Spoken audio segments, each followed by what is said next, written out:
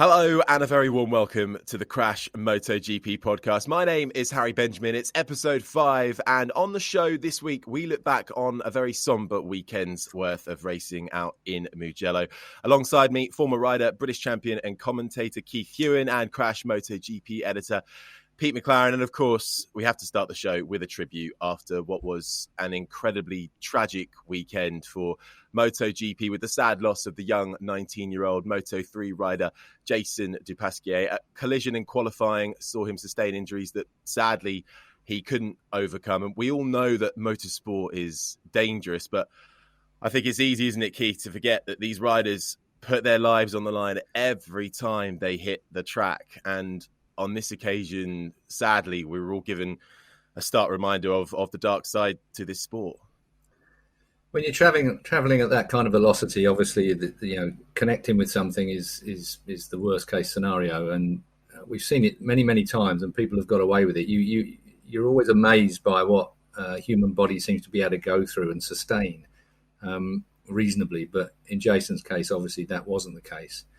I tell you, I don't know how you two feel. I'm as flat as a dog this morning. It's just like one of them things where it kind of catches up on you. You can imagine what it's like in the paddock. I mean, some teams kept the news away from their riders, particularly in the Moto2 race that was lining up when this news broke at the track.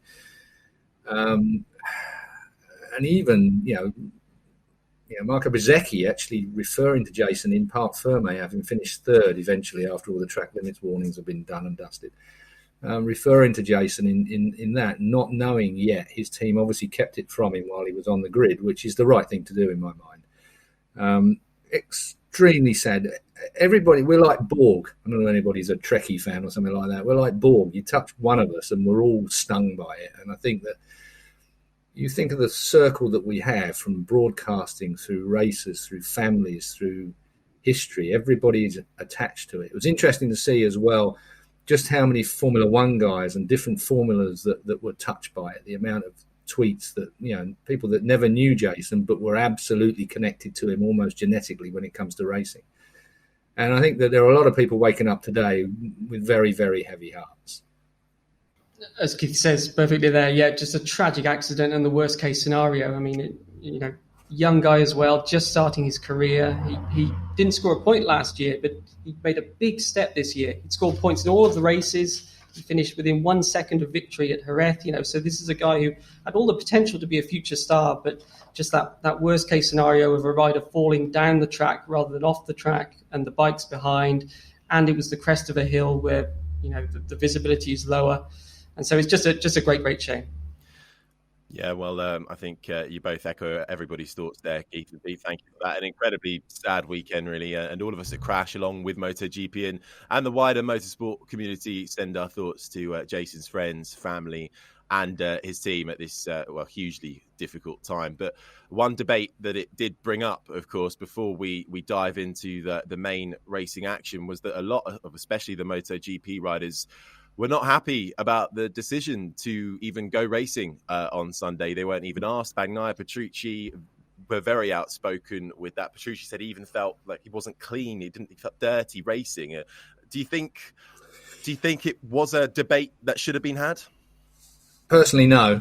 I think it's emotive. It's very emotional. I mean, the MotoGP riders particularly have just come off the back of a 1 minute silence. The news had broken in just prior to the race before them. Then they've got a 1 minute silence. They've got to stand under the Mugello sun thinking of this kid, having time to reflect on everything that just happened. I mean, from a personal and human point of view, I've been there, I've seen it, I've felt it. So I know exactly how they felt. But at the same time, I think when it's emotive like that, I mean, it's a personal choice. They're contracted to do what they've got to do, the riders. So therefore they may feel that they are slightly trapped in that situation. But I think to have called off the event would have been the wrong move. Personally, that's not being dispassionate at all. That's the way I just see it. It's at the time, I think a knee-jerk reaction like that wouldn't have done anybody any good at all. I hear calls for the family should have been spoken to. Bloody hell. Yeah, let's have that decision laid on our plate at a time where we've just lost our 19-year-old son. I mean, I think that yeah, of course, if a family had said that we prefer it not to go ahead or made that view, then that would have been a major problem for Dorna to have worked their way through. But I think that actually sort of bringing the family into it, allowing emotions to get ahead of the game, I think would have been the wrong thing to do. Does that sound harsh? I mean, that's my honest opinion. I think most of the riders agreed with you, Keith. As Harry was saying, a few were quite strongly against having the race, but most of them seemed to feel that, you know, it's not going to change what happened on Saturday.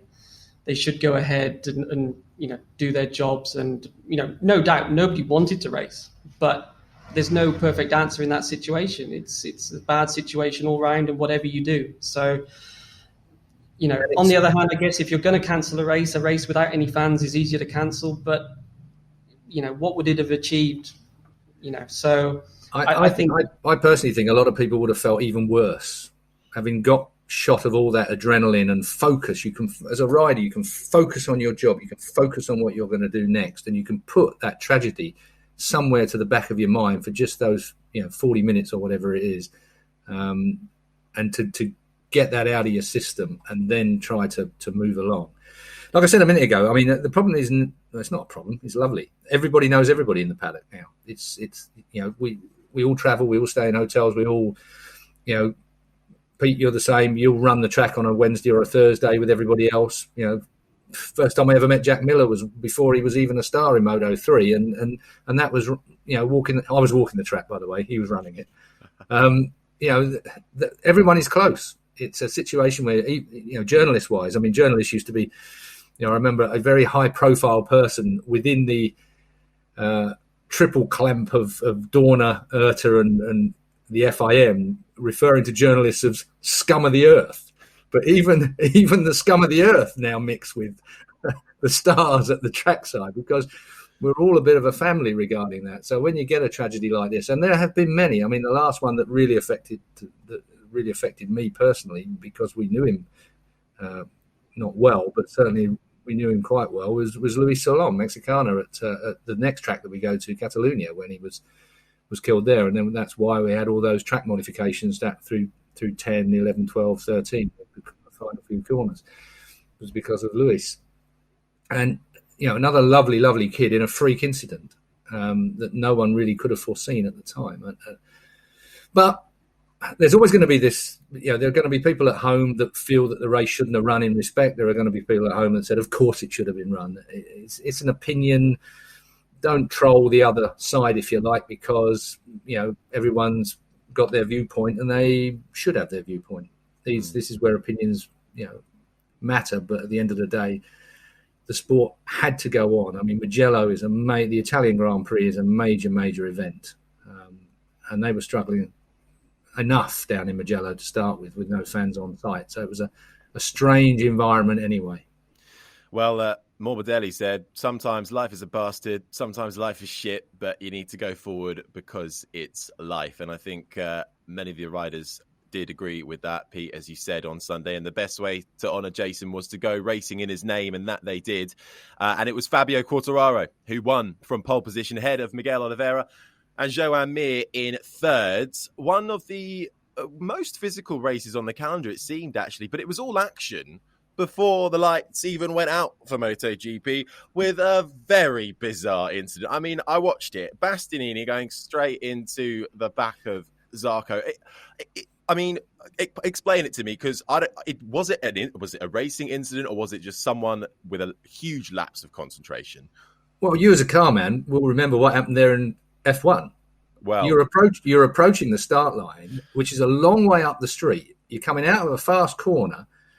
You've got a long way till you get to the start-finish line, if you like. It's a long way up the street. So you've got a lot of speed on already. And if you remember back in F1, they fell over themselves, and there was, 10, 15 cars that were banging into each other. Yeah. And what you've got on a motorbike nowadays is a bit F1. You've got a lot of stuff to fiddle with. You know, you've got stuff you've got to look down at. You've got to make sure that you've got, you know, all your controls in the right place. You've got a situation where, you know, Zarco might have been trying to engage something that meant you had to have that front brake on at the same time as Enea was looking down. I mean, the closing speed, again, it comes down to what we were talking about just a moment ago. Closing speed is huge. Bastianini should have been looking. I mean, the responsibility was Bastianini's, in my view, not Zarco. But all the same, when you suddenly look up and you've got a bike that's stopped in front of you, that's a bit of a major problem. Well, when you compare it to that F1 incident, obviously that was behind a safety car as they were about to get going again. This is as they're coming back at the end of a formation lap ready. They all know they're about to stop on the grid, Pete. So surely you're going to be, I know you've got a lot to do, you're looking down, but that just seemed a bit careless. Yeah, as you might have noticed in our previous podcast, I'm not keen to criticise riders because seeing it through the eyes of a rider is quite difficult. It's a unique perspective they have, and I'll go back to what I said just a minute ago. That's a long way up the road, that start line, where the grid is a long way up the road. So you've got the opportunity to be on the gas for just a second or two to get a bit of heat in the rear tyre. Then you jam the front brake on to get your brakes up to temperature and your front tyre up to temperature as well. And you're trying to concentrate on perhaps, the new trick start strategies that they've got nowadays. So there's a lot going on in that last 100 yards. It was unlucky. Zarco was on the brakes when Enea was on the gas and weren't looking, and that's what it comes to. You ever coming together. Luckily, no one was hurt, and it didn't too adversely, apart from it would have mucked up his start strategy a little bit in his head. It didn't affect Zarco too badly either. No, Pete didn't, did it? Because, Bastianini out on the spot. Whether he was running, I didn't know. Was he just running to get off the grid as quick as possible? It looked like running for his second bike. Yeah, that's what I thought. Well, luckily, Zarco did have some damage, which didn't seem to affect him too much in the race, did he? But that's going to put you off your game, isn't it, Pete? As soon as you're lining up on the grid. Yeah, exactly. And also going back to what we were saying earlier and rider concentration, Bastianini said, he wasn't maybe concentrating as much as normal. As you can understand, a lot of emotions in their head. And of course, you've got to warm the brakes, as we all know, jam the brakes on. You've also got these front hole shot devices, which require you to compress the front suspension. So it's always been an issue. And now it's even more of an issue, riders having to hit the brakes really hard and press buttons and not sort of look at what they're doing and everything else.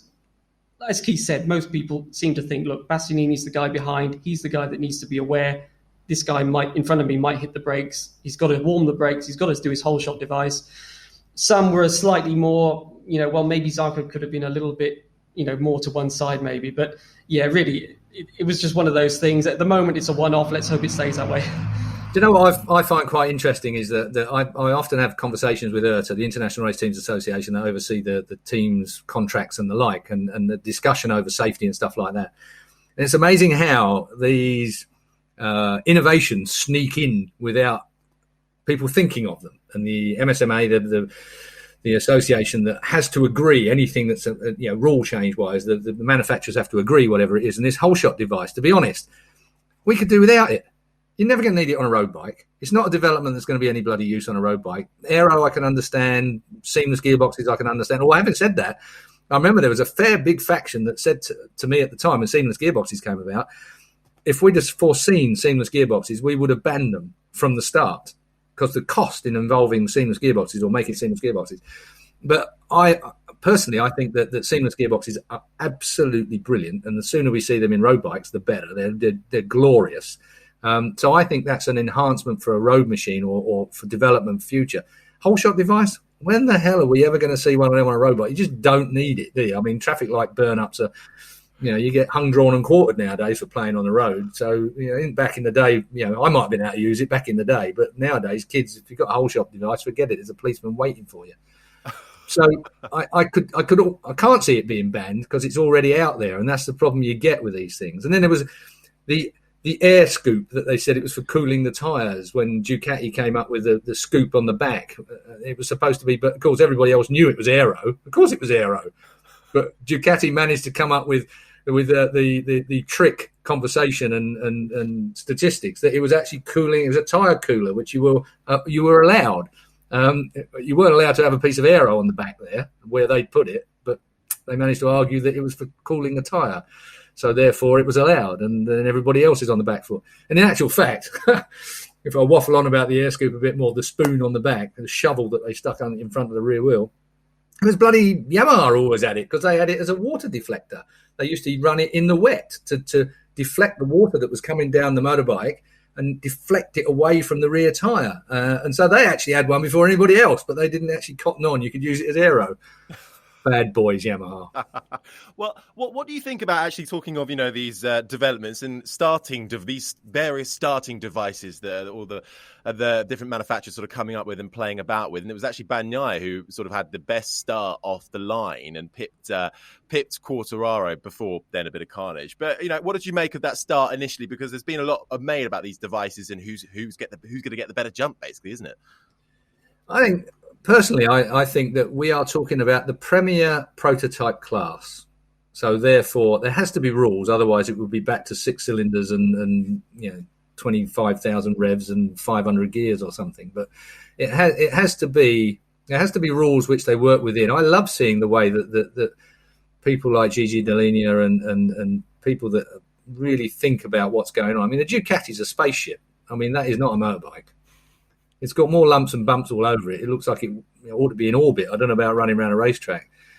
It doesn't seem to do them much good in some respects. But I think with a prototype class like MotoGP, you should be able to come up with these trick things.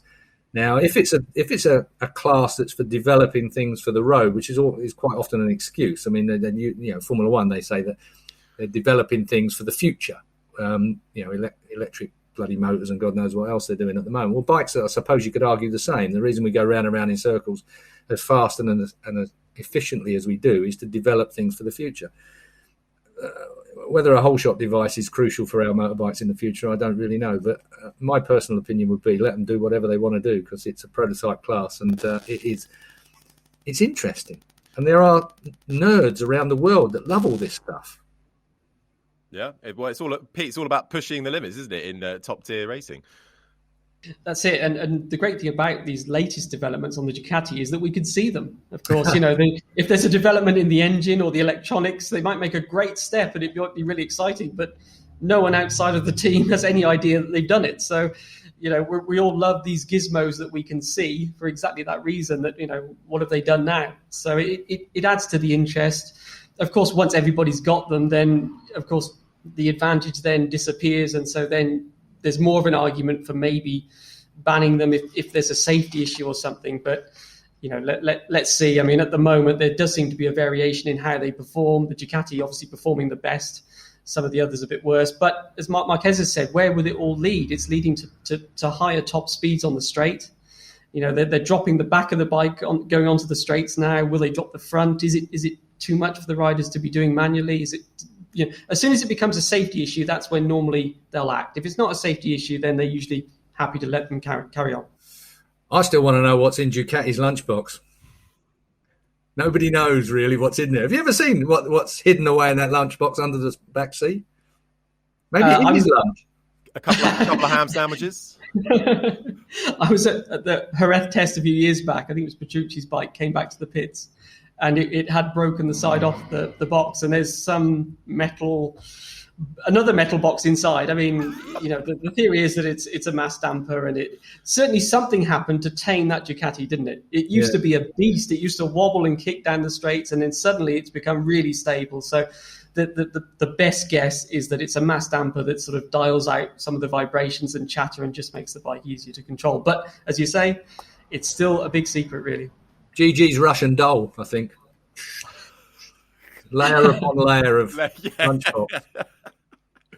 There's a lot of boxes in that. Well, come on, let's get into that, into some racing action, because in that it was all action really, especially in the early phase of the race, and it looked like it was Bagnaia's to lose early on, and then a sort of bit of carnage unfolds, starting with Marc Marquez going for a move that wasn't really on, and he sort of then crashed out and ruined Morbidelli's race for good measure as well, who was pretty much an innocent victim in that. And then we see Bagnaia sliding out from the lead on the exit of Arrabbiata 1, heartbreak, because Ducati Power looked like they had the edge here, ever so slightly.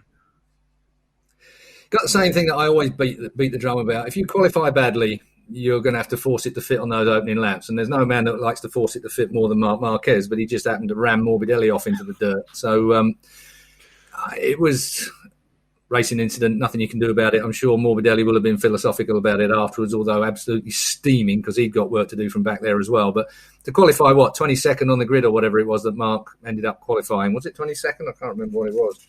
Let me check it out. Yeah, 22nd. I mean, honestly. He was trying some interesting... Oh, no, that was Alex. Sorry, that was Alex Marquez. Mark qualified 11th. That's it. I was going to say it couldn't have been 22nd. That's because Mark Marquez was doing he was doing those qualifying runs, wasn't he? Those legal but cheeky qualifying. Well, I mean, that's another bone of contention, wasn't it? He was chasing... But again, it was Maverick Vinales through FP3 put himself in the position where he had to go through qualifying 1 when he should never have been through qualifying 1. Not on a Yamaha around there. A Yamaha around there with an open lap is a fast motorcycle. A Yamaha amongst a set of Ducatis in a race is a different kettle of fish because they can get up underneath you and you can muck your perfect lap up because they're faster. But the fact was that FP3, he let himself down a bit in FP3, put himself in qualifying 1. And you know what? It's his fault. Not Marc Marquez. Marc Marquez didn't break any rules. Marc Marquez is an assassin. He's a monster. He's got the smiliest face. He knew he needed not so much a toe for the horsepower side of it, but someone to aim at. He needed something extra. Maverick Vinales was going to be the victim. The fact that Maverick Vinales has got the mental stability of a China doll when it comes to being able to shake that stuff out of his mind and get on with the business. He was fast. Don't worry about Marc Marquez. Get on and do the job. It's qualifying 1. There's only 2 places that you're going to go through. He should have been on the front row. Maverick Vinales had the pace to be somewhere around the front row. And by letting it all get to him and letting the fact that Marc Marquez, quite legally, if not, I mean, the only sad thing for Marc Marquez is he's lost another legion of fans by doing it. I mean, if you worry about the popularity situation, Marquez drops to an all-time low with that kind of manoeuvre. It's not favoured in the paddock. Nobody likes it in the paddock. Nobody likes it on the terraces. Nobody likes it in the media, particularly when he took the shortcut as well, because Mugello's got a shortcut that you can use. Mav tried to shake him off out of his slipstream and came through the shortcut, looks over his shoulder and thinks, what the flip? He's still here. And once that got in his head, he had 2 laps to put it together and he messed up. He was going to be through and he messed up in the final corner, I think it was, wasn't it? But and it's just, I blame Maverick Vinales for not concentrating on his job and worrying about somebody else's. There you go. I think that's a fair shout. Yeah, I was going to say, a lot of the other riders, when they were asked, what would you do or what do you think about it? They said, you just have to ignore it. There's nothing you can do but get on with your own qualifying lap and set your own time. The slight side issue with Marquez is, no question it was within the rules, but you think, why did he bother? I mean, Mark's big problem at the moment is he hasn't got the strength to do a race distance at a decent speed, as he says. So if he gets 1 or 2 places on the grid, is it going to make any difference to him? I mean, if you're Frankie Morbidelli and you're down 20 kilometers an hour, you might understand the persistence. But, of course, there was nothing wrong with it legally, but what did he gain from it? His big issue is the shoulder. Would it have changed? Where would he have been without the toe? 14th on the grid, couple of places back. I don't know, but he's clearly willing to use whatever he can to get the best possible time. And you might say, well, that's his job, Honda paying to do the best possible lap in every session. But there's a lot of riders out there that are equally desperate. That are, Rossi's having a bad time, Petrucci's having a bad time. Saying Morbidelli's suffering on the straights a lot. He would really need a toe. But would they have followed someone into the pits? That was the questionable bit. Following someone on track, that's racing. It's part of the strategy of when the team lets you out the pits. But to actually then take the shortcut with him, that was where some people felt he sort of crossed the line a bit in a sporting sense. But if he's fighting for the race win, if he's fighting for the title, fair enough. But in the situation he's currently in, where he said on Saturday night, where will I finish? 8th, 12th, 14th? He knows he's nowhere near being fully fit yet. Does he really need to spend mental energy and time chasing these toes? Why not work on the bike a bit more? Do you know what affects Marc Marquez? What concerns me about the effect this is all having on Marc Marquez is in his head, because he's compromised his strength and his ability in the eyes of everyone else in the paddock. He's shown to be, slightly desperate in this situation to gain that extra couple of places. And I think he may have even compromised his own thoughts regarding this. I mean, you imagine how much he must have hated afterwards himself for for pulling that manoeuvre. Based on what you've just said, Pete, you're absolutely right. There was no real gain in it for him. And he will have analysed that. Now, he must have, before he actually did it, he must have thought to himself, I need a tow. So he went and looked for the fastest man out there, found him, and basically caused him a whole load of grief. But the fact is, what worries me to an extent is that Marc Marquez is compromising normally his strength, his strong man type attitude. There's no way that Marc would have ever been worried about another rider around him, whether someone was getting a toe off of him or come on if you think you're hard enough, used to be the sort of phrase I would use for the likes of Marc Marquez. But all of a sudden, mentally, he looks just as fragile as any other rider, as any other person, whereas before he was above that. He was an alien. He was, there was something outer-worldly about him, what he could achieve without having to come to these kind of tactics. I think if we go back to the infamous 2015 Rossi Marquez situation at Sepang, I mean, ready for the Yellow Army to jump all over Ewan here, but that was Rossi's fault. And it was Rossi's fault in the press conference on the Thursday. He picked up a grenade, threw it at Marc Marquez, and then it rolled right back under Rossi and blew up under his feet because he absolutely stabbed Marquez and stabbed Marquez into goading Valentino. Now, whether you agree with what Marquez did to Rossi from that point onwards, it's up to you what you think and how you see it. But the fact was that it was Rossi who started it in the press conference, basically calling Marquez a liar. Now, how do we attach where we are now with Marquez and back then? I think the fact is that Marquez had strength at that time. He was the boss on track and off of it, really. He was in control of everything, whereas he doesn't have that feel about him now. He feels slightly more fragile. It's going to be interesting to see how he recovers from this point. I think he will. I think it's taking longer than he would have expected. It may even be taking longer than the men around him would have expected, and men and women around him, obviously. But he will recover. I think he will come back. I think it's going to be 2022 before we see Marc Marquez anything like, providing he doesn't hurt himself again. He's been off a lot this year. Again, he's fallen down like Marc Marquez would in normal circumstances, but his recovery in speed has not been as great as it would have been in the past. So I think Marc's really only 75% of the Marc Marquez we know. There was sorry, Harry, but there was that road bike test just before Mugello, which was unusual, wasn't it? Because Marc doesn't normally ride road bikes. He trains on dirt bikes. That's his thing. But it was all about trying to test his position on the bike, to try and sort out, this discomfort and pain that he's having. But by all accounts, it didn't go well. It really just confirmed that they have got major issues at the moment in trying to get him comfortable and trying to work with that. Well, as you said, it's not just the shoulder, it's also the neck and everything connected to it. It's not even just one area now. So it does sound like he's a fair way off being fully fit. And it is a surprise, as you say, Keith, when you look at the previous shoulder operations, he would have the operation start of December. He'd be on the bike at the Sepang test 2 months later. And by round one in Qatar, he was pretty much fully fit, wasn't he? And that was only 6 weeks later. Well, it's been 6 weeks now since he came back in Portimao. And you'd say he's a long way off being fully fit now. And the Honda, is not a great motorbike. Even Mick Doohan was critical of it when he did Toto Wolff and Mick Doohan were wandering around hand in hand. I don't know whether Mick's vying for a Mercedes drive for his son Jack or what, but anyway, that's another story altogether. But even Mick Doohan was as critical as Mick Doohan is ever likely to be in public about Honda. I was stunned, actually, that he said that, Honda had got to work a bit harder as well. So I think the bike is also nowhere, where's Polar Spargo in all of this? Takaki Nakagami is the only one that's going really any good on a Honda. I bet they rue the day they let Cal Crutchlow go because he'd have been trying hard on it.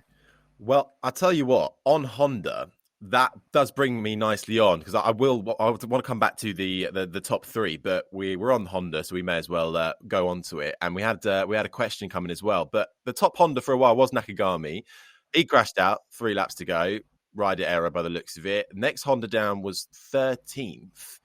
They just seem to be a bit all over the place. And then Pol Espargaro, as you say, he was the best Honda eventually in about, I think, 12th, wasn't it? But 26 seconds off the pace. Jake88CI from YouTube has given quite a strong view here. So see what Good. you think of it. He says the elephant in the room is that all the Honda riders are crashing because the Honda is the worst handling bike in MotoGP. No one wants to say so in fear of being blacklisted by Honda and possibly missing out on Honda's money and deals. For the past 6 to 7 years, no one but Marc Marquez was good enough to ride around the Honda's major problems. The problem that Honda have had, I mean, and this is Dorna that did a brilliant job. Basically, Dorna took away the control factor that Honda had over their very, very lively motorbike. It's not just handling is not just about chassis. It's about power delivery. It's about off the power. It's a real slick combination of electronics that used to control the slightly lively Honda power.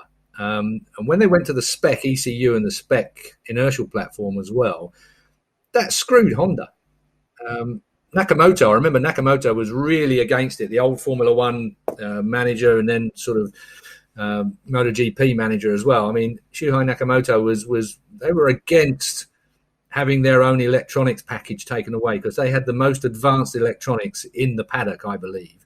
And going back to where we are now with the electronics, the spec electronics that's controlling all of the motorbikes now, it was like going back 5, 6, 7 years in technology. And so I think Honda were all at sea.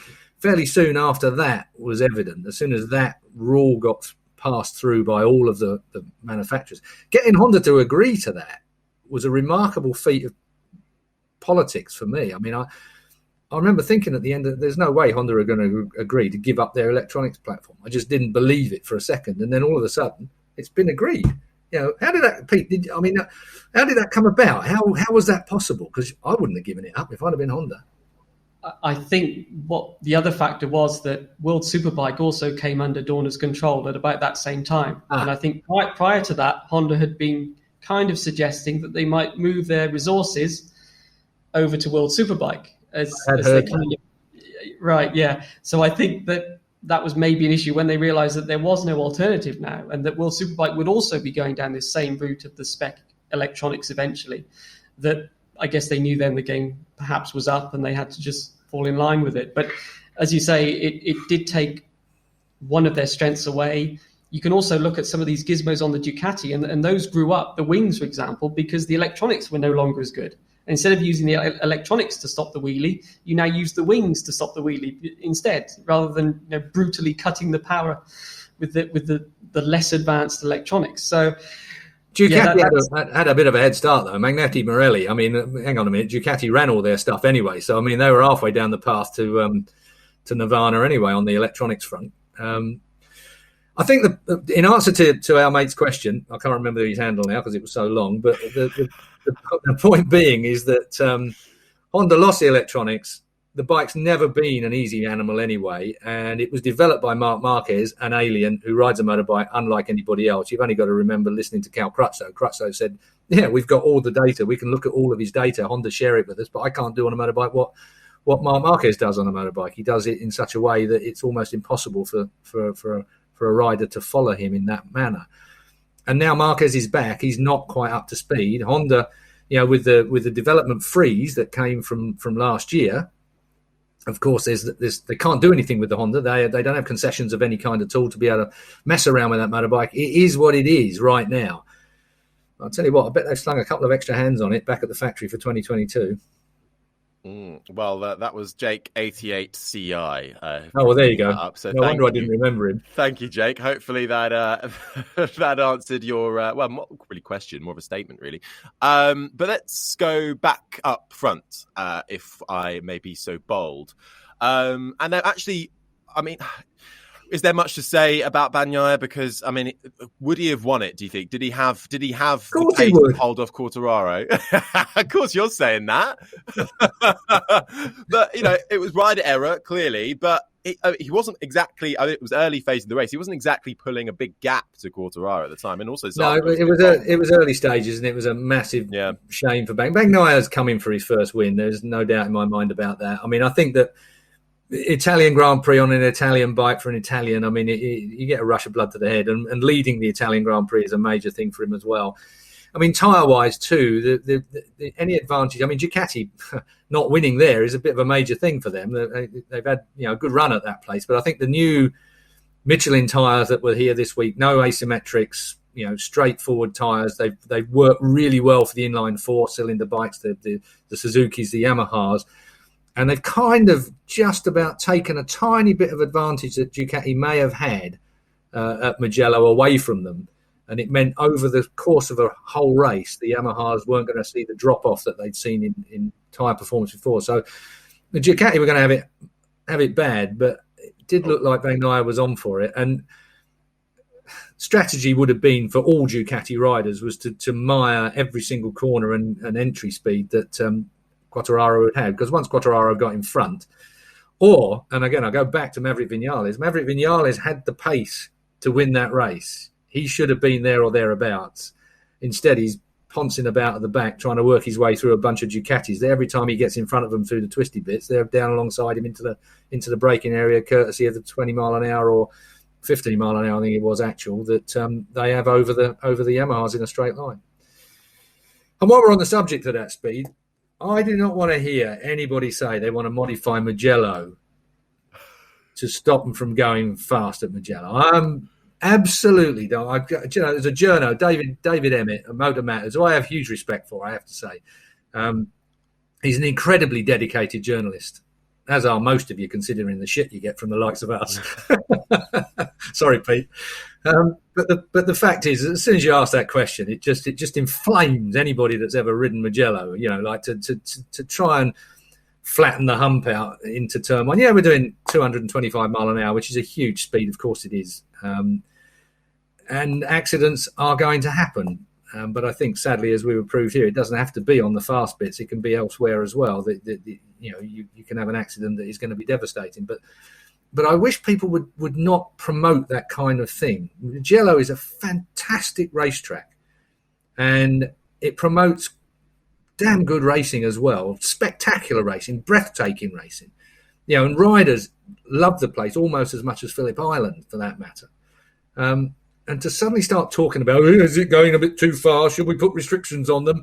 This PC snowflake brigade just get on my nerves. They really do. It's quite interesting. Simon Crafar, who is the reporter for Dorna from Trackside. Oh, did you see his tweet? Proper revved up. Proper, he was having none of it. He even used the F-bomb as well in it, which is unusual for Simon. He'll swear in private, but you won't often see him do it in public. And he dropped the F-bomb over it as well. It was something like F right off, for those that want to modify the classic track like Mugello. So for Simon to be quite so outspoken, considering his position now in life, I thought was quite cool. Of course, I immediately liked it as fast as I could. Click, click, click, click, click. as I suspect most racers will have done. Yeah. So as a journalist, Peter, where do you fancy going with that? Good luck. I was just going to say, whenever I've asked about the top speed issue to anyone, in MotoGP, are you concerned by it yet? They've always said, look, the accidents don't occur on the straights. How many big accidents have we had? The accidents occur on the corners. That's the dangerous part. So that's always the priority, is the safety in the corners. And as far as modifying tracks, of course, you always hope that the track layout can stay the same and that the walls can be moved. That's the perfect solution, right? Because, a classic layout like Mugello that's, to quote Rossi, not drawn on a computer, those are the ones that everyone loves. Although I haven't said that, we have seen a couple of really fast ones on that straight. It's got to be said. Michele Pirro out through the front door a couple of years back before airbags became compulsory, which was stunning, and certainly stunned him. And then Marquez down that front straight as well, lost it off to the left. And underlining what you said, came into contact with that wall. I mean, the wall on the left-hand side, I think you're doing 225 mile an hour. You've also got a wall that's pretty close to the left-hand side of you, which absolutely overemphasizes the speed you're doing. 225 mile an hour could be like 125 mile an hour somewhere else. It just depends on what's around you to give you that perception of speed. And of course, when you have to stop it at the end. And with that slight rise into San Donato, the first turn at Mugello, gets your attention, because nowadays MotoGP guys they're right on that point when they've got to start anchoring it up, and there isn't an inch of spare room on the brakes to get you down into San Donato. Anyway. Jack Miller was saying exactly the same thing, because if you look at the speed charts, it was equal with Qatar, wasn't it, this weekend? But Jack Miller said, it's a very different speed when you're doing it here to doing it in Qatar, where you got all that space. And he said even on his first laps out, he said he chickened off over the rise. He shut off. He said it's just such a, it's much, much more challenging than doing the same speed at Qatar, where it's perfectly flat and everything's spaced out. Well, you mentioned it there, perfectly flat. But the whole thing, if you look at that shot that comes up from Puccini, is it the final corner, and you look at, it's got a bit of a curve in it. Mm. Then you've got a massive rise in it. It's a proper roller coaster, and at that kind of pace, when you've got, and the other thing is as well with the aero on all the other motorbikes that are around you, you are getting pulled from other people's aero. Aero has been an issue. I remember Bradley Smith telling me about it at Phillip Island. Into Douans, which is a frighteningly quick corner off of a pretty fast straight. You're pulling so many mile an hour down into that first corner. How appropriate is it they called a corner Douans? Anyway, and that aero is just buffering you about, and you can't get quite there. And in fact, into Douans, when Zarco got sucked into the rear end of somebody, and who was it he hit up the backside? I can't remember. It was Marquez. Yeah, he wrecked his seat, didn't he? And fired him into the trap there. I mean, high speed is what this is about. You speak to most motorbike racers, Le Mans. There are more accidents at Le Mans than every year than we get anywhere else in the Grand Prix circuit. Hairpin corners, I have to use it's M Mouse, isn't it? It's definitely Mickey Mouse. I mean, Le Mans always throws up something interesting. I love Le Mans because it's a drop back to the 70s and 80s in atmosphere. It's burning bonfires, lunatic Frenchmen, shocks in the race. There's always a shock in the race somewhere that people you didn't expect to go quick goes quick. So I love Le Mans. But then when you come to somewhere like Mugello, where it starts to get a bit faster, and Phillip Island, all motorcycle racers love fast corners where you can hang it out, where you go, oh, made it. They're just, the Turkish Grand Prix. What was that one where you go over the hill flat in sixth, and it's a right-hander over the top of the hill with everything, you've got everything hanging out, and your bum closed very, very tightly. One of the things I noticed as well about Mugello, if you hadn't already been sold on motorbike racing at Mugello listening to Keith last week, hopefully you are now sold. But one of the things that I was actually a little bit surprised by, I don't know why, was actually, yes, the start-finish straight is not really straight, is it? It's slightly curved. But the bumps as well, they're almost like a little bit hidden, because when you come up at the end, especially going to turn one, it's sort of you come up a crest, and you can see you can get that very wrong, and it does sort of lift the bike up a bit as well. Does that then play a little bit into that horrible factor, which everyone hates talking about, is the safety thing? Because yes, the speed may be right, but if there's bumps involved, does it then get a little bit hazy? It's the overall challenge. I mean, if it was a smooth old racetrack with safe corners and runoff areas that are a mile wide and all the rest of it, it takes away the character of somewhere like Mugello. I mean, safety has to be paramount. There's no doubt about it. But taking away the challenge of a track, it's a very, very difficult balancing act for Dorna, IRTA particularly for me. Because they're directly involved with the teams. It's Mike Trimby, who is, the main man at IRTA. Mike originally back in the early 80s, I know Mike very well. He's a good friend of mine and a superb individual, and responsible as a man for saving more lives in motorcycle racing than anybody else I care to think of.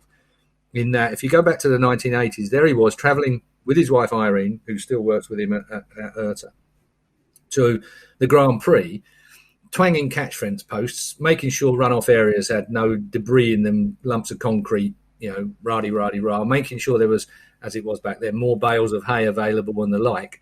And slowly but surely bringing the specification of racetracks up to the then modern era. That momentum has carried on through the fact that the teams could see that the riders who employed Mike, I may have gone over this ground before because I've been once around the Goldfish Bowl and can't remember if I did. But Mike, basically back in the day, received 4% of all the prize money that all the 500cc Grand Prix guys had. So basically what would happen at the end of the day, you used to have to go to a window to collect your money. This was how badly we were treated like shit. the motorcycle races were the show, and yet we were treated like just dispensable fodder back in the day. Mike Trimby was the first man that moved that on. And basically, you turn up at a racetrack. I'll backtrack to when we arrive at a racetrack. So you come to a racetrack from a Grand Prix previously. You turn up, all the gates would be locked. You couldn't get in the track. So there'd be a long line of trucks up the street waiting to get in. Then some old boy had come in and let you in. Go anywhere, park anywhere, do anything you like. Hardly any power. They hadn't switched the power on. No water. Toilets were wrecked by some vandal from before. So it was like going to a bloody, I don't know, car boot sale with temporary toilets or something along those lines. And then there was the track. It was generally dangerous because it hadn't been maintained properly or hadn't been looked after. So Mike would turn up a day or two before, go through it with the organisers. We had this old system of scrutineering. Who the hell scrutineers the top motorbikes in the world? So you had an old boy that would look at the bike at one end of the track. Then you'd have to go and sign on in the village because that's where the sign-on person was. Then you'd have to go on the other end of the village to get your leathers and your protective clothing checked, like we had no vested interest in having the right gear on. And all this was, by Mike Trimby, was brought back into the paddock. And the first thing that he did was made them come to us. So where our bikes were, the scrutineer, he made the officials come to us. That was the first thing. Then the money, obviously, Mike needed funding. Mike was a normal guy. He's a multi-millionaire now, but back in the day, Mike lived in a small house in Oddiston, I think it was, in Hertford. And basically, he took 4% of our money for his running costs and the like, but absolutely kicked the promoters into shape. The teams then saw how powerful the riders were becoming through Mike Trimby. And that's when IRTA was born, the International Race Team Association was born, and Mike headed that at that particular time. And his business acumen, I mean, he's a brilliant man. He's a very clever man. He's a great politician. He understands the way, and he's tough. And he's an ex-motorbike racer. Not a very good one. Sorry, Mike, if you're watching this. But he's just an exceptional individual, and he has made motorcycle racing single-handedly safe at Grand Prix level and has continued to keep that going. He's built a team around him that continues to get that going. Dorna are obviously the main ringmasters in all of this because they are the promoters, the owners, and so on and so forth. IRTA are contracted to Dorna. The teams are contracted to IRTA. The FIM, who's the third party in all of this, basically they stamp the license for the track and stamp the license for the riders. And they are our international controlling body, if you like. But they have minimal say, effectively, in what goes on at each track. That's down to Dorna and IRTA. That is actually fascinating. A history lesson from Keith Hewen there. We should do that every week, actually. A little history lesson, something different each week. That'd be nice. I'm the only one out of the three of us is old enough. Well, we'll move swiftly on then, because I want to go back to some more racing action. I actually want to talk about Alex Rins, please. And some brilliant battles between the two Suzuki riders, the teammates, Joan Mir as well, Alex Rins. Brilliant battle, actually, between those two, chopping and changing places. Rins then eventually kind of fell back from his teammate, and then he crashed out for a fourth consecutive race in a row, which you can't really be doing, can you?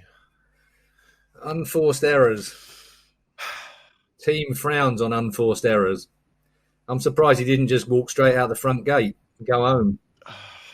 The problem is, and Pete will bear me out on this because he's had to talk to some of these riders after these kind of runs are concerned. I mean, getting over them is bloody hard because he's obviously fast. He's obviously got the speed. The bike's good, ish. He's in the World Championship winning team. He wants to get ahead of his teammate Mir because that's rule number one, but he just can't seem to stick it together for an entire race. I mean, I'm trying to think who else was, did Alex Marquez go through this stage a while ago as well? I think that there have been some riders that have had to get over these kind of runs of.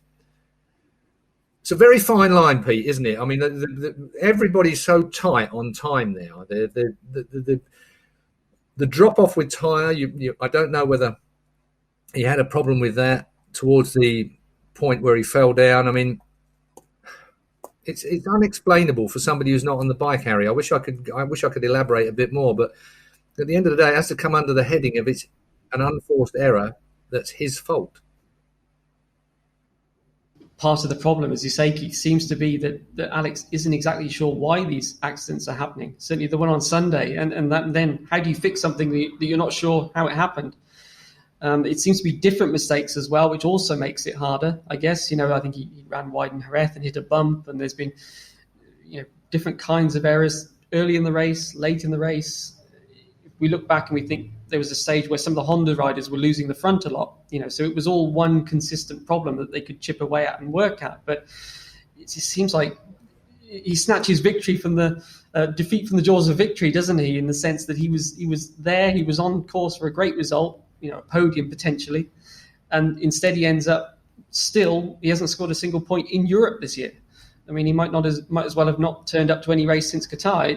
And in terms of the championship, four non-scores is a disaster, isn't it? I can't imagine that there's any chance of the title this year unless something really dramatic happens. So he's in a big hole at the moment, and he badly just needs to finish. Need a reset. I think the summer recess can't come soon enough sometimes. When you're on that slope that you can't seem to work out, sometimes you need to just rest for a while, take stock, and work your way forward again. This year's blown for him, you're right. So he's got to look forward to the second half of the season once we get there. Well, another tough one for Alex Rins. But the top three, let's talk about them. Because it was, once Bagnaia crashed out and Zarco's challenge had faded, because he really was putting on a good challenge to begin with, but it ultimately didn't. He fell back in the pack. And Quartararo then managed to pull a gap and never really looked under threat, and then ended Ducati's dominance in Mugello in their own back garden, and extends his own championship lead. I thought it was a flawless drive from him. It was. I mean, he had to dispense with Bagnaia. I mean, like once the Yamaha gets its own airspace, that's when it's once it's got just that 20 or 30 yards onto that front straight, where the Ducatis can't ram it up the inside by the end of it and spoil your overall lap. It was something that Ducati will have been scared of with Yamaha. Again, like I keep saying, Maverick Viñales should have been there or thereabouts as well. Yamaha could have had an absolute perfect weekend if Viñales had, from FP3, hadn't made so many muck-ups, really. But Quartararo, 24 points now from Zarco, 2 further back to Bagnaia I'm looking at here, 5 further back to Jack Miller. World champion Joan Mir 5th with 9 points back from Jack Miller. 40 points now Quartararo has over Joan Mir in the championship.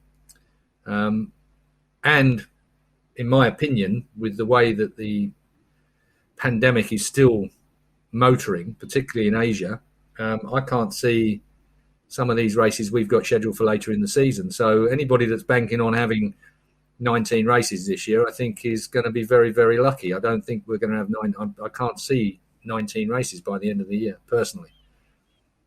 Yeah, Pete, looks like he had the arm pump surgery at the right time. It does, doesn't it? Yeah, and thankfully he's recovered from it very well. Aleix, who also had the surgery, he came back and he had problems with fluid buildup this weekend and things like that, which we've heard of before. But Quartararo seemed like, he's got that problem fixed and he's come back. And Valentino Rossi was quite interesting. He was saying that, Quartararo's made the difference in a lot of races this year. He thinks that it was, to use my words, not Rossi's, but it's Quartararo winning rather than the Yamaha. And he gave the example of, Qatar 2. He said that was Quartararo making the difference. Portimao, Jerez before the arm pump problem, and then also Mugello. So that's 4 races. I mean, we could even say potentially, are we looking at a situation a bit like there was with Mark and Honda, where Yamaha are relying pretty much on one guy to win all the time. We know that Maverick is fast, and as Keith was saying, he has the pace to do it, but it hasn't happened. He won the first race in Qatar, but first race of the season, there seemed to be some fuel issues for Ducati, fuel consumption, things like that. And, there's been basically Quartararo winning, and Maverick's been on the podium once, and Morbidelli's been on the podium once. You look at where the other Yamahas are, unlike the Ducatis, where usually, the top Ducati and then the next one might be right behind. With the Yamahas, it's only really been one bike up there, and at the moment, it's all Quartararo. Imagine how Rossi feels. 10th, and he inherited that. Yep. 19th in the championship. Unbelievable. We're going to hear from him soon. I'm sure of it. When we get to that summer break, it's going to be devastating for some, inevitable for others. But it sounds to me like there's been a little bit of movement going on in the managerial front behind the scenes. So Rossi pretty soon. The man I feel a bit sorry for this weekend was Miguel Oliveira. He's almost been overlooked. Second place on the KTM. I mean, a big shout out for Miguel Oliveira. I mean, okay, he's won a race before, but that was a fantastic ride. And yet I've hardly seen any headlines for him. I've hardly heard anybody mention about him. He was brilliant. He was absolutely brilliant. I mean, to bring it home, the KTM's, like the new tyre, there's been a chassis change. They've got a fuel strategy change, I think. I've never got to the bottom of this. I mean, it's a bit difficult when you're not at trackside to nail these things down in the pub or in the restaurant or wherever you might get that extra little bit of information from a technician who's not supposed to tell you it. So we're a bit buggered when it comes to that kind of thing at the moment. But my understanding is it's a fuel strategy. They've allowed a different, they've come up with a different map to work the fuel slightly differently. People were talking about a different fuel. I don't think it was different fuel because I don't think they can use different fuel. But anyway, was it also something to do with their front tyre as well? Because that was something they sort of struggled with early on, and obviously we had the new Michelins this weekend. So the KTM looked like they've sort of gotten on top of the issues they had struggled with as well in terms of getting those front tyres to work. Yeah, I mean, I think that it was ideal temperature, 41 degrees of track temperature, which was nigh on perfect for Mugello. Non-asymmetric tyres, which some bikes, when you've got that dual compound across the front tyre, that can create sometimes as many problems as it cures. So I think most riders would prefer to be using a straightforward compound across the whole of the tyre. So I think that again is another aspect of Mugello that everybody enjoys. It's a straightforward thing, and again, you're right. The tire grip. As soon as you start messing around with the ratio of grip between front and rear tires, that's when teams have a real job to sort it out. When we went from Bridgestones to Michelin's, Bridgestone had the best front tire and not the best rear tire, so you could do virtually everything. I always remember, I think it was Colin Edwards who said that with a Bridgestone, you just need faith. All you do is you get to the corner and you just go and jam it on all the way, trail brake it all the way in as hard as you like. You can't believe what you can do with it. Well, Michelin, you can't do that. It's a different, there's more grip at the rear with the Michelin than there was. The ratio changed, and that was the big problem early on when we went to Michelin's. There was so many crashes because everyone was set up for a different kind of style on a motorbike, certainly in braking areas. And I think, again, what's happened is that transition has been made slightly. Michelin have altered it by a 1% perhaps somewhere that suddenly you've got the Yamahas, that rear tyre gives them that grip that they've been lacking. And it's working for them so well around Mugello. Whereas that the advantage maybe Ducati had has gone. I mean, not in a straight line, obviously, but there's only really one massive straight line that you're going to be able to use Ducati power in Mugello. Well, Pete, it was Oliveira, though, his best race of the year after. It has been a bit of a disastrous year for him so far. What did he say anything trackside afterwards? Because, there have not been that many headlines about him, to be fair, which is a bit hard luck. But it was a great drive from him. It was, and KTM had a new chassis this weekend. So they, as Keith said, to address these, presumably, almost certainly, to address these changes with the tyres. So they've reacted. And it's quite impressive, the speed that they, given the problems they had, say at Qatar, some of the early rounds, they've really dug themselves out of a hole. It seems it's only one race, but let's see how they do it in Catalonia. But really impressive that they seem to have turned it around from struggling to on the podium. And when you compare that with, as we talked about Honda earlier, they're still having quite a lot of problems. So it's not easy to make that step. And it does look like KTM did make a really decent step this weekend. As Keith says, we need to see how it works with maybe different tyres, the asymmetric tyres in Catalonia, for example. It's a hard track on the tyres, but potentially they've turned the corner. And after last year, where they had such a great season, it's not too late for them. But potentially they can be in there now for the rest of the year. And let's see, because Oliveira, he's a great rider, as we saw. He's a cool-headed rider. He doesn't make mistakes, and it was a great ride from him on Sunday. Well, Rufus Mead from Facebook has asked, if Miguel Oliveira was on a different bike, would he be a title contender? All the bikes are so close nowadays, aren't they? I mean, I think that what you have to do in the situation that Miguel is in, he needs to maximise what he's doing with the team he's with, and he would be doing exactly the same with whatever team he was with. Working together with your crew chief and your techs around you, and putting the data together from the other riders that are on a similar motorbike. Technically, things are... He's intelligent, and I think that will be a major plus factor across any manufacturer that he was with. Nowadays, you need to be able to read what's going on as well. It's not just a case of getting on a motorbike and riding it. Even the Jack Millers of this world have to pay attention to what's going on in the data. It's not just about wringing its neck like it would have been in the old days. Yeah, I can break an inch later nowadays, and you're in the fence. It's a different animal, MotoGP now. Which really is why we are at the situation we're at. And I know you're going there in a bit, Harry, so I hope I haven't preempted it. But, the track limits thing, the reason why, people agree and disagree in equal measure about track limits, rules, is because we are in that situation where, to 3 decimal points, we are fighting for that thousandth of a second everywhere. And when you're looking at something like that, where you can't pinch a thousandth of a second from anywhere, then you need rules, track limit rules, that make sure people don't have an opportunity to steal that thousandth of a second. In other words, cheat illegitimately. It's a very, very different. I mean, I hate it. I hate track limit rules. I absolutely bloody hate it. But the compromise is safety as well. Yeah, stick a grass strip down the side of the track. No one's going there. Well, but. You've led us beautifully there, because that is exactly the next thing I'm going to go on for. You thought we were done with all the big talking points. You're absolutely wrong. Because let's just sort of highlight some of the big issues that again brought up, because Oliveira and Joan Mir came home second and third, and then they were then swapped because Oliveira had the track violations, track limit violations, and then they looked back at the tape. It looked like Mir had done the exact same thing, so they swapped that back around. So that to me looked a bit silly, because I mean it didn't do anything, and also where they came off the track. I know they said no tyre can touch that.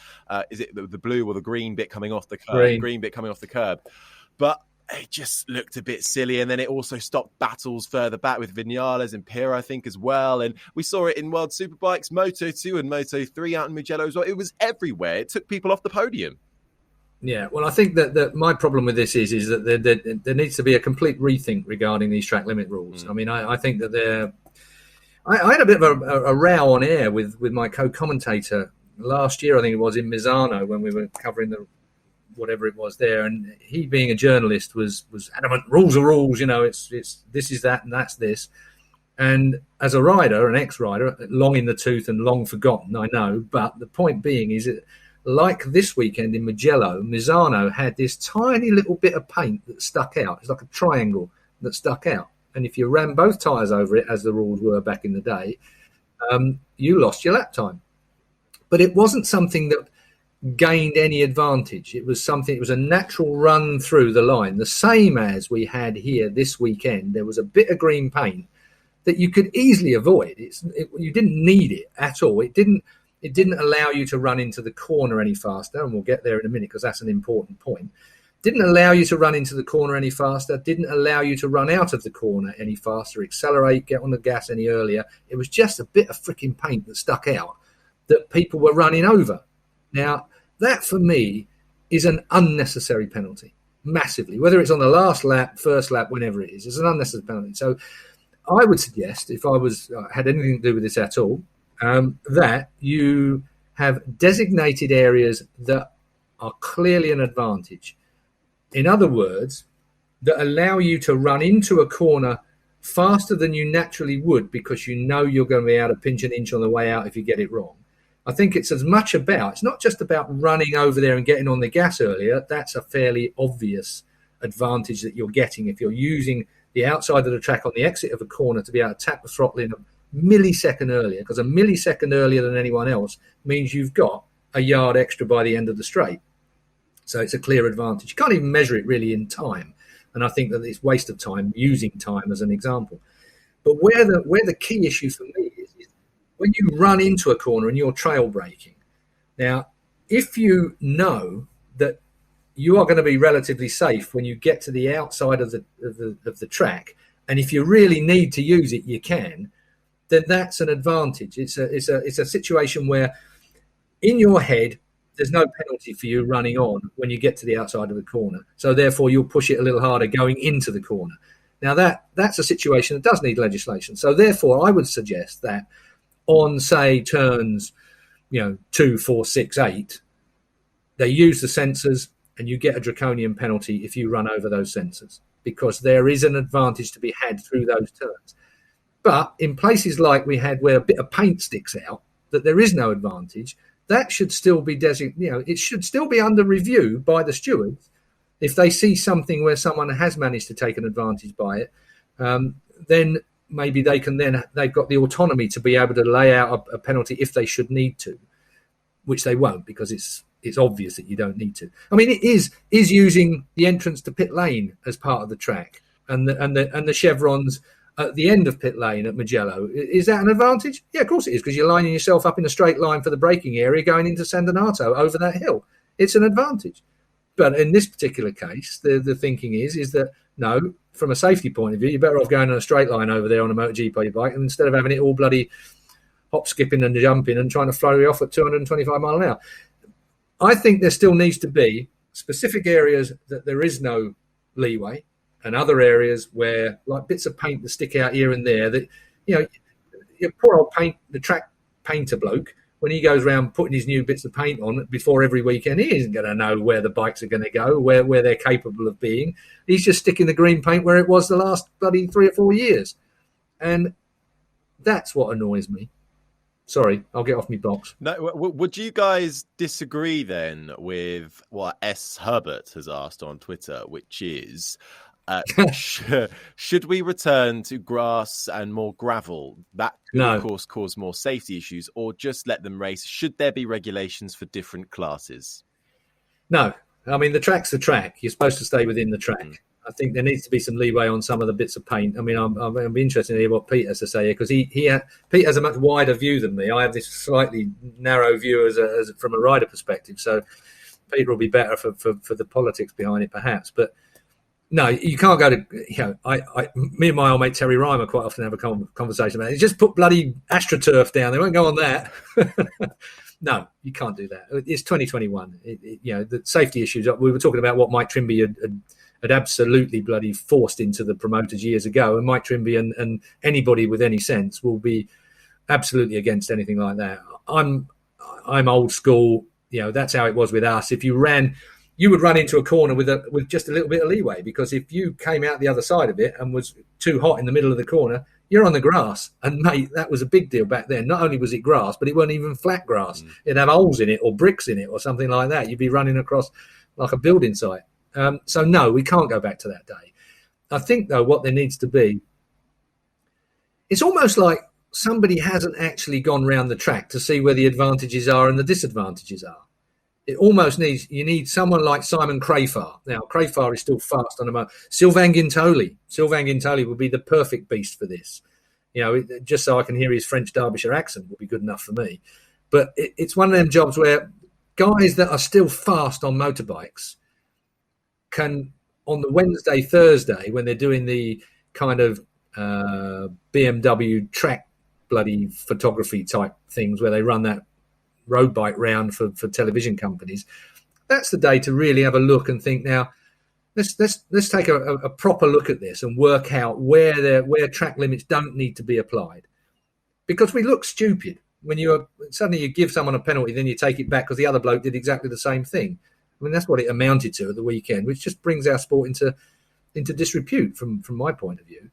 It almost needs, like, you need someone to have actually done the track on the Thursday or after the event, like we've just had. They can't go anywhere at the moment. Everyone's hanging around tracks because they can't travel because of the pandemic. Spend Monday having a proper look at it. Let's have a look let's review the tapes. Let's have a look where they were running off, where it has no advantage whatsoever, and not have that as part of the penalty. Pete, what do you think? And sorry, Pete, let me get in this one as well. And while we're on the subjects of penalties, MotoGP riders should be given the same penalties as Moto3 and Moto2 for dawdling. There you go. That's one. I'll load you up for that one, Pete. Well, first of all, Maverick Vinales completely agreed with you on the penalties. As far as at that corner, the bikes, they'd done the turn, they were straight, and they were just returning to the track. There was no advantage. Joe Roberts, obviously being the worst affected one by this losing the podium.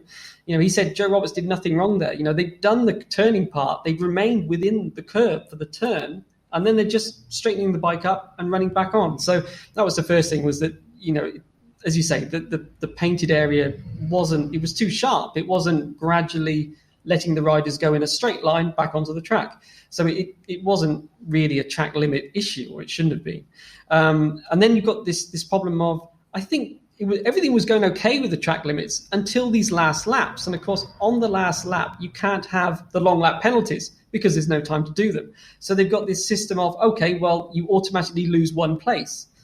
But, and this is what's causing the problem. The problem is, I think, it's too strict. On the last lap, I think there needs to be more margin. We've seen that when it comes to making contact with other riders on the last lap, that they are willing, the FIM stewards, I should say it is now, not race director, they are willing to be a bit more lenient, because they say, well, it's the last lap of a race. We want to see battles. And as long as you don't clout someone onto the ground, you can make a bit more contact. And I think they need to take that kind of same view with the track limits on the last lap, given that they can't do the warning system and then the long lap because it's the last lap. I think they just need to be, okay, if it's a blatant, track limit violation, clear time gained, then yes, it should be penalised. But if not, I think it's okay. Mm-hmm. I really like this idea of the sensors. I think that's because I think, I don't know how fair you are with Formula E, of course, the all-electric racing series, but Lucas, stab to the heart. But Lucas Di Grassi of Formula F1, of course, and champion in Formula E, said that they have this thing called attack mode, obviously. Now, regardless if you think that's a bit of a gimmick or what, it is done by sensors on the track, and they have to go through all 4 sensors or 8, however many they are, in order to get it. And if they don't get it. Surely that same kind of technology can be quite simply applied to existing tracks, because bear in mind, Formula E only races at temporary road circuits, so they're adding that in every time they go. I think it is. I think that we do have those sensors now. Right. I mean, there's been a bit of a problem with the wet weather, I think, at some point as well, that may have caused a bit of grief on that front. But I think my point is I think sensors we're 2021. I agree, Harry, that is the way to go. We should have that in areas that there is definitely an advantage to be had. It's effectively the gravel or the grass. You go across it and you get a penalty. So I think that's correct. I think what Pete and I are banging the drum, or certainly I am, is that in areas that are unnecessary, when they run across a bit of green paint in an area that clearly has given them no advantage on the way into a corner or on the way out of it. And that's the issue here. It's not just about running across the green on the way out, where you can tap the throttle a fraction earlier. It's about giving you the confidence to run in too hard. And most time is made up in modern day motorbikes, trail braking into a corner. A huge amount of time is made up in modern day motorbikes with the grip and the levels of seamless gearboxes down through the gearbox when you're coming in. The bike's not being upset through gear changes. It's ying, ying, ying, ying, ying, ying, ying, ying, and you're running into the corner without it getting slightly out of shape. Go back in my day when you're banging it down through the gearbox, the bloody thing's leaping all over the place and the rear wheel's locked and God knows what. Whereas nowadays, all that time on the way in, it's why I tell you what, that just talking about it is sending the hairs on my arms up on end, because those motorbikes are just freaking brilliant. You stand at the side of the track and you see what they're doing with them and how quick they're getting into a corner. But of course, all that confidence means that they can pinch an inch on the way in because they know they're not going to get penalised on the way out. And that's where they must be penalised on the way out, because it's given them the confidence, that extra bit of runoff. So if there's sensors there, perfect. But I still believe that not all the green parts on the track, that seems to be a blanket rule at the moment. If you go across the green, you're going to get penalised in some way, shape or form. I don't find that to be the correct thing. I think we need that reasonable half and half. And after this year, with these new sensors, we should be in a position for 2022 to be able to make that kind of more reasonable view, in my opinion, anyway. Don't you just love track limits? No. It's always a debate in every single. It doesn't matter what motorsport you watch; it is always there, and it because it's so close. Yeah. Because everything is so close now. You mentioned Formula E. Despite the fact that I am slightly disparaging towards electric vehicles, because again, if we want to get on the environment, my children, I have so many of them, are always on about the environment. They're always on about it. I got told off the other day for putting some dirty plastic in the plastics bin, because that negates the whole thing if you don't wash it off in the plastics thing. Anyway, the point being is that with electric vehicles, I just don't think we see the whole thing. I mean, where does the battery come from? And then after it's run out, like your phone battery, where does it get dumped? The bit in the middle, which is the car or the bike, is fine. That is environmentally beautiful. But it's either side of it for me. No one's quite answered my questions regarding this. We're digging up brilliant minerals from somewhere with some poor sod who's on minimum wage somewhere to make our lives feel better around London. And then at the end of the day, when the battery goes flat because it's only got 70% of usage left in it, like a mobile phone battery, where does that huge battery get dumped? Where does that get recycled? Someone explain it to me. I wish I could. There you go. And you are the problem. hey. To be fair, I think...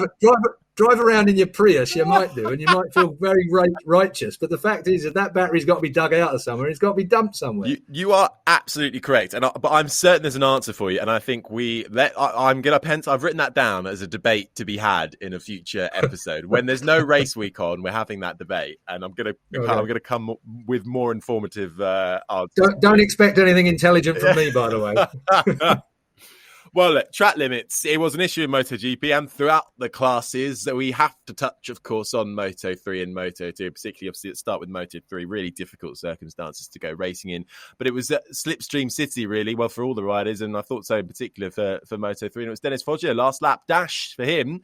First win of the season for him on home turf. Masia second, despite he's got a bit of a hand injury as well from Le Mans. And Gabriel Rodrigo came home in third. What did you make of the Moto3 action? Well, Rodrigo didn't crash. That was a bonus straight away. But Foggia,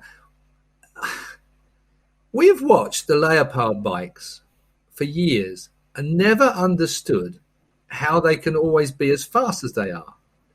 I don't get it. These are this is the most regulated class. There isn't anything that they can be doing that's outside of the rules at all, because believe me, every man and his dog has been looking at these bloody motorbikes at Leopard, how they managed always to just have that extra advantage.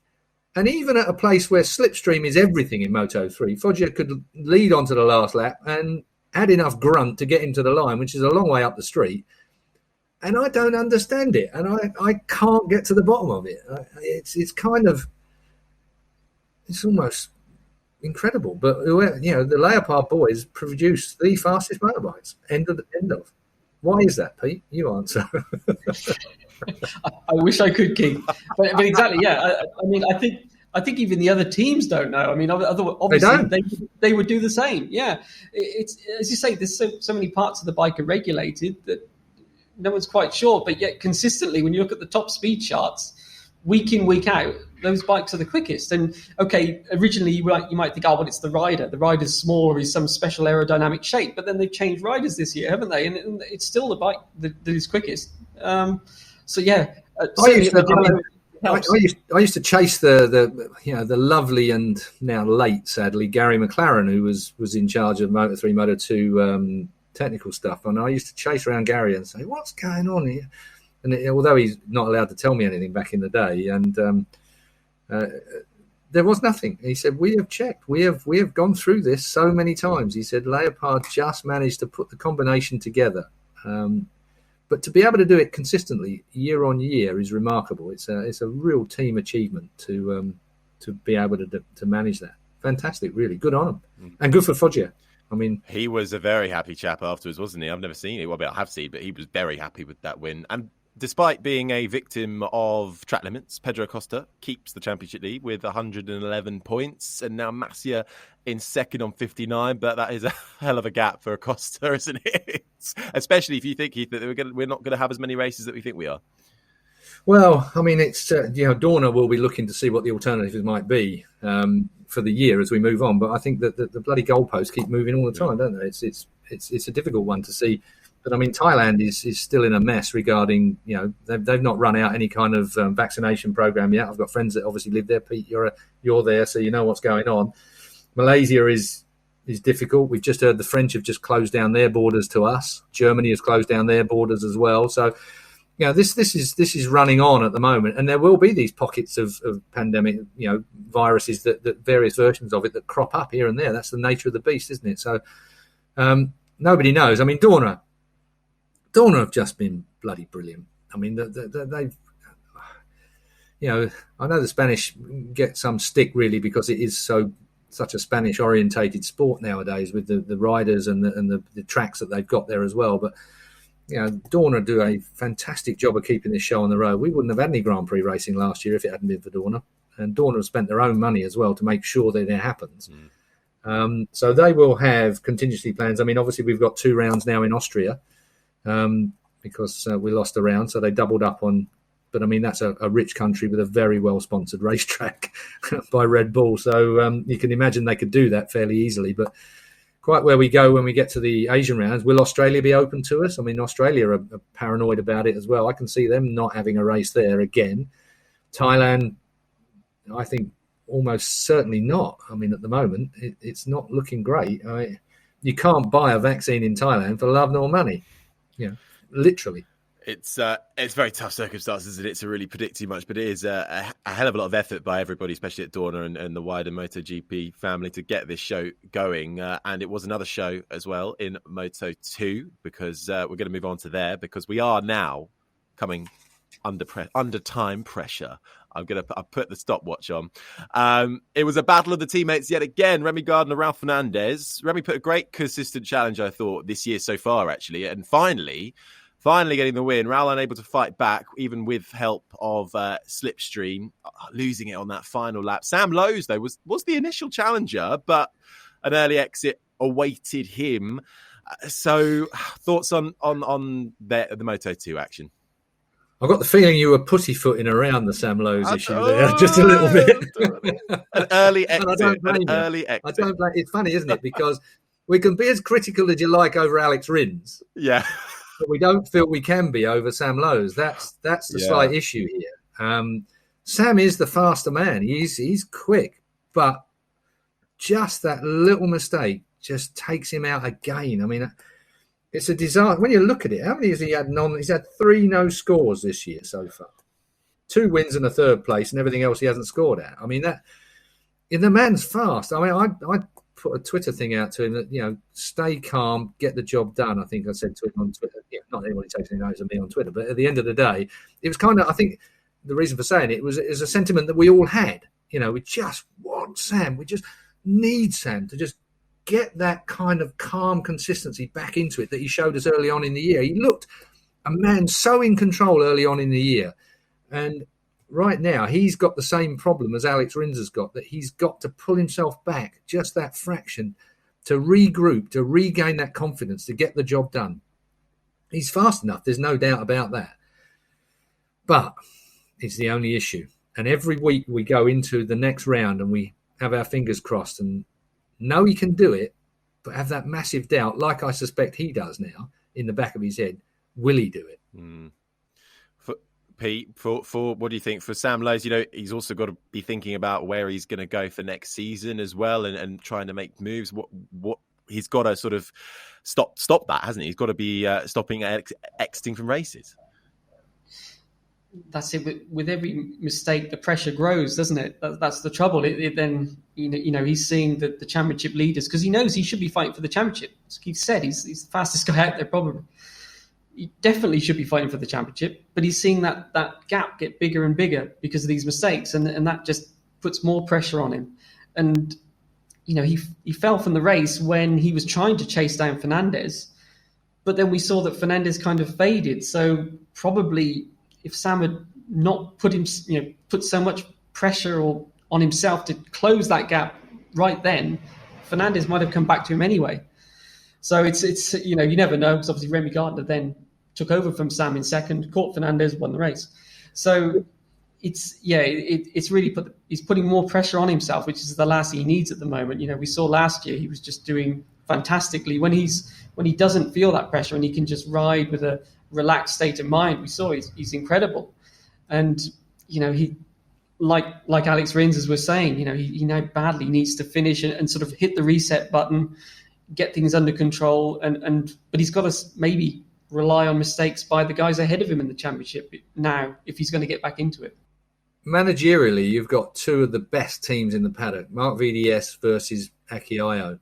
I mean, what a tour de force that is between two of the massive Moto2 teams. I mean, Aki Ajo at the moment, Remy Gardner and Raul Fernandez's man, they had first and second the last 2 weekends. Bang on it at the minute. Marc VDS, Augusto Fernandez chucked it up the road.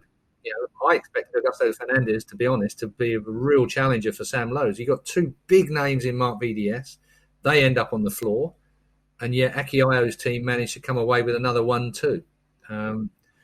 It's quite interesting watching this dynamic. I mean, Gilles Bigot, who is the crew chief for Sam Lowes, massive respect I have for Gilles Bigot. He's been there, done that, you know, across the board. A really good man to have in your corner. And Gilles, for me, has got Sam in a really good position at the beginning of this year. But at the end of the day, it's the guy holding the handlebars that's got to make it work back out on the track. And like I said about Alex Rins, this slow slide, this slow slope of not understanding quite why it's going wrong quite as often as it is very, very difficult for a rider to get over. Sam's got a big job on his hands to straighten his head out. He's a good lad. He's such a good lad, and he works so bloody hard, Sam Lowes. And I don't think there's anybody would begrudge him bloody winning the championship, but it's going to be one of them ones where he's really, really, I mean, what is he now? He's 22 points behind Bezzecchi, who's 20 points behind Raul Fernandez, who's 6 points behind Remy Gardner. So he's a 66 points versus 114, effectively, Sam to the leader. Big gap.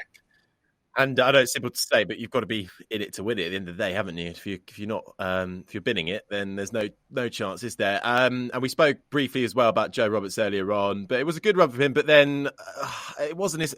We said this already. It wasn't his fault, but he could be proud of the run he had there, can't he? Yeah, I mean, Bezzecchi didn't believe that he'd won the race. Didn't believe he was in Parc Ferme because Bezzecchi, you know, knew where Joe had gone, you know, but he didn't believe that he was going to get the penalty that he got for removing him from Parc Ferme, effectively. I think Joe Roberts, the American racing team, is doing a great job. I think Cameron Beaubier he's been better, consistently better than I thought he was going to be when he came to Europe. I thought that this would be when you come from a small pond as the big guy in the small pond, as he was in America. When you come over here and get your ass kicked by people you've never heard of half the time, it's a different factor when you get here. It's cutthroat in Moto2. Beaubier is by far their equal. I mean, he's there. It's only a matter of time for Beaubier as well. The American racing team is doing a great job. Big up America. About time we had an American team that was somewhere thereabouts. It is good to see some American success, though, because, once again, I say it, coming from an F1 background, you know, there's so much talk. We need an American F1 driver. We've got an American team, I mean, with huge markers either side. But it is good to see that talent coming through. And yes, and they're surprised, actually, when they come over at the high level that they've got to fight against, haven't they, Pete?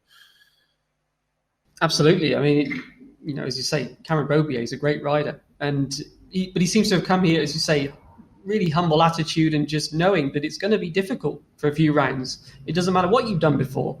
You know, you're now in this new class, completely different championship, trying to adapt to all these new things, and he's done a really good, solid job, and he's building every week, which is what, you know, any team wants to see from any rookie rider. You know, they want to see them constantly making those improvements and building that confidence. And yeah, I think he's proving that he's made the right decision. It must have been a really difficult decision to give up that lucrative career in America and come over here, but he's shown that he can make a success of it. And yeah, we all hope that, along with Joe Roberts, who's obviously doing well, that we could have some Americans in MotoGP again soon. Well, look at what Garrett Gerloff did when he had his one-off ride. I mean, blimey, he came in and absolutely tore all the trees up. I couldn't believe it. He's gone to World Superbike. I mean, the Americans have got, they're a bit of a force at the moment. They're beginning to emerge again, aren't they? I mean, they've not got a great deal of riders back in the States that we should be taking much notice of. But slowly but surely, I think Wayne Rainey and Moto America are slowly but surely pushing it back towards the forefront. So come on, America. Exciting times. And of course, we had the great Indy 500 yesterday. I was going to say, I knew you were going to go there. I knew you couldn't resist that. Got to squeeze it in. No, we can't. We've got to move on. It was great, though, wasn't it? Elio Castroneves, fourth win. Fourth win. Unbelievable. Not even a full-timer. But who drink milk? Come on. Well, yeah. Did you see the milk orders that they all did? Juan Pablo Montoya ordered chocolate milk. How? Oh, just mad, isn't it? But back to two-wheeled. We do get sidetracked, don't we? Back to two-wheeled now. No, you do. We're nearly there. Thanks for hanging on in there. Because we don't have to wait long for more racing, because we're back for Catalonia and Barcelona Grand Prix this weekend. Give us the insider's guide then, what to expect, because actually, we've got a bit of a reprofile corner, haven't we, as well, for the bikes, especially in Spain. But who's going to go well there? What should we be looking out for? Give us the lowdown. Well, you wrecked the track with your Formula One cars when you stuck that bloody chicane in between the final two corners. And the reason for that was, as at turn 10, we couldn't extend the runoff because the chicane was the other side of the fence. So what they've done now is I don't look like that, Harry. It's not really your fault. No, I feel like it. The thing is, F1 hate it as well. So they just, anyway, that's a whole other thing. Yeah, I mean, I never really understood why you had to have the chicane there. Yeah. But anyway, that chicane that was the other side of turn 10 meant that we couldn't get turn 10 to extend to where it needed to be runoff-wise. And turn 10 was beautiful and set up the final couple of corners at the track for motorbikes really, really well. I don't think the car guys actually like the corner that we've got now either, to be honest. But we'll think it's wonderful in comparison to where it was a minute ago. So I think that they've done. I tell you what, Catalonia spending the kind of money they had, because they had to spend big. That corner I mentioned earlier on when we were talking about, unfortunately, Jason de Pasquier's passing. I mentioned that Luis Salom, who was killed at the penultimate corner. There wasn't quite enough runoff there, and the bike hit the catch fence, the air fence, bounced back and caught him. So basically, although Catalonia were, crying that they didn't have any money, which I don't blame them because most circuits don't have any money at the moment, they took away a grandstand and moved that right back. So we got a much bigger run in that penultimate corner, and made the safety changes. Now, after everyone saying that we didn't like that turn 10 or what was turn 10 and then got modified, they've come back again and reprofiled the entire track. Catalonia have made a lot of investment, made a lot of effort, and I'm really, really pleased that a racetrack that, it's tough spending millions of pounds on racetracks because I don't think they make that much money, if any, in most cases, if it's not got government backing. To reprofile something like that is a big deal. And they've done it. And I think we're going to be in for a cracking weekend. Bit of a Yamaha track, though, I've got to say. So Quartararo also being particularly good around Catalonia. No guesses for who's going to be betting on him this weekend. Well, we're nearly there, Pete. Yeah, well, it was around this time that we lost you, Pete, last week. But no power cut yet. But yes, the Yamahas again will go well here. What you've got lots of experience of Catalonia. What's your take on it for this year? I think that, as we say, it's great to see that turn 10 moving more towards the original one, which was great for seeing bikes sliding and, for us watching trackside, awesome. Because as Keith said, they didn't, they had a perfectly safe track. They didn't need to change the corners again. They changed it to make it better. And that's great to see. So as far as the race, last year was very much tyre wear. There was a lot of tyre wear in the race, and we saw the Suzukis with their great tyre wear coming through late on and almost catching Quartararo. We also saw Valentino Rossi. It seems like a long time ago, but he was also at one stage closing in on Quartararo. So, a lot's happened since that race last year. But if we see, if those sort of things happen again, will we see the Suzukis up front? After Mia's great ride in Mugello, I'd be quite happy for him to be my bet for this weekend. But I think, that being said, I think that Quartararo is going to be very tough to beat again. He's on the crest of a wave, and a long straight as well. That's not going to hurt the Ducatis at all either, though. Well, let's lock these in then, because it is time now for the predictions. Let's lock them in. Currently, I hate to say it, but Pete and Keith are tied in the lead after Pete's prediction of Fabio winning in Ducati's backyard in Mugello. Keith went, of course, for Bagnaia. That didn't end well. And then you let me graciously have Miller. And the one weekend, he didn't really have those few extra tenths, did he? Seemed a great shout at the time, but clearly not. So it's Keith 1, Pete 1. Harry 0. So go on then. No, I think on that basis, Harry, since you are the trailing a little bit, you ought to go first. Yes, you know what? I wasn't angling for it, but there we go. Well, not much. Well, in that case, I'm going to go for Quartararo. Here's a shot. That's going to come back to bite me. No, it is. But I'm locking that in. You can't not, can you? Right, go on then. Pete, go next. Go on. Yes, Sorry about that. I think Quartararo is going to be tough to beat, but yeah, I'll go with Mir. I think if we see a race like last year, and he's coming off a strong race in Mugello, so yeah, I'll go with Mir. Do you know what? I always like a sporting bet. I think when it's a bit too obvious, Harry, I struggle a bit with that. Yeah. I'm going to go with Maverick Vinales. Interesting. You think he's back on form? Well, he's not off form. Well. He just mucks up. Well, yeah.